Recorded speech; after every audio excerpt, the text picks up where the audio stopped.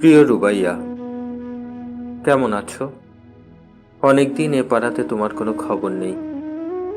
মনের প্রেসে তোমাকে নিয়ে এত লেখালেখি, বুকের ভেতরে এত তোড়পাড়, অথচ খবর নিলে না। বলেছিলে এই বর্ষায় তুমি হবে ভেজা মেঘ, আর আমি শঙ্খচিল। শঙ্খচিল হয়ে বসে আছি, কই আকাশে তো তোমাকে দেখি না। তোমার বাগানের ফুল গাছটি কেমন আছে? রোজ নিয়ম করে যত্ন নেও বুঝি?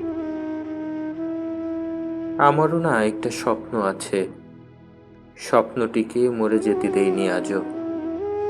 রক্তে মাংসের একটি মানুষ কি করে জল ছাড়া বাঁচে, তুমি বুঝতে পারো? নিজেকে কবি ভাবতে ভাবতে কতটা শূন্য হয়েছি, তুমি বুঝতে পারো? যাক গে এসব কথা, এই বর্ষায় না হোক, আগামী শরতে তুমি কাশবন হয়ে এসো, আমি না হয় প্রজাপতি হব।